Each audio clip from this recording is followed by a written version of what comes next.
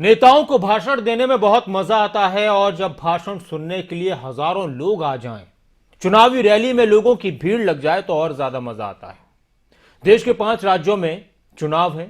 चुनावी राज्यों में भले ही चुनावी रैलियों का जोर है, लेकिन ये रैलियां आने वाले दिन में फीकी पड़ सकती हैं, क्योंकि चुनाव आयोग इस वक्त एक्शन मोड में है।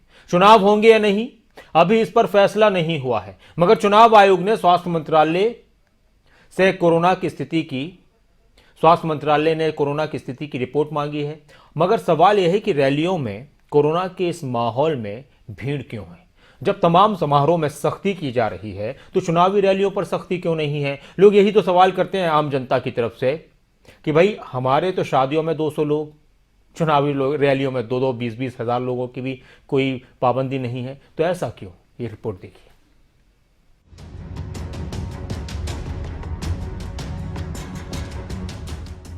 निजी समारोह पर सख्ती, चुनावी रैलियों का क्या? शादी समारोह में मेहमान कम, रैलियों में भीड़ ज्यादा क्यों? क्या चुनावी रैलियों पर भी लगेगा लॉकडाउन?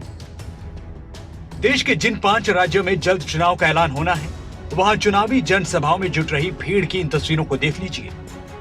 कुछ नजर आ रहा है तो सिर्फ लोगों की भीड़। कोरोना के बीच चुनाव को लेकर खतरे की घंटी है। एक्सपर्ट्स दावा कर रहे हैं कि ये चुनाव ठीक उस समय होने हैं जब देश में कोरोना की तीसरी लहर आ सकती है। देश में जिस तरह से ओमिक्रॉन के अटैक के बाद मामले बेलगाम रफ्तार से बढ़ रहे हैं, वो टेंशन देने लगे हैं।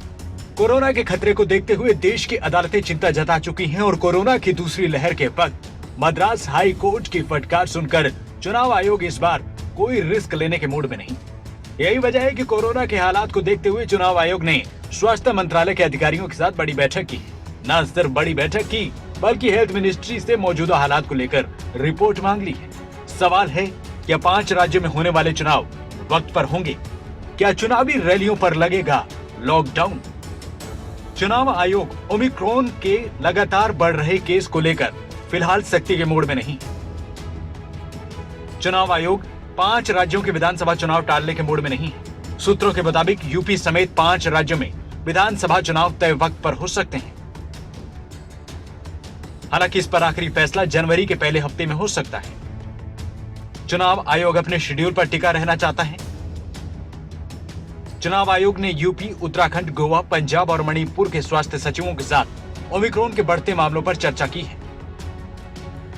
इन राज्यों से वैक्सीन कवरेज और ओमिक्रॉन केसेस का आंकड़ा मांगा है। विशेषज्ञों का दावा है कि कुछ ही दिनों में ओमिक्रॉन के रूप में कोरोना की तीसरी लहर आ सकती है, लिहाजा चुनाव आयोग कुछ सख्त कदम उठा सकता है। चुनाव से पहले राज्यों के हालात समझकर इसका फैसला होगा, यानी चुनाव को लेकर कोई भी फैसला कोरोना के हालात को लेकर ही होगा। फिलहाल भारत में वैक्सीनेशन का काम जोरों पर है। अगर ओमिक्रॉन इसी रफ्तार से पैर पसारता रहा तो संभव है कि चुनाव आयोग बड़ी रैलियों और जनसभाओं पर रोक भी लगा दे। यानी चुनाव आयोग के रुख से साफ है फिलहाल कि चुनाव के टलने की संभावना ना के बराबर है। न्यूज डेस्क रिपोर्ट, खबरें अभी तक।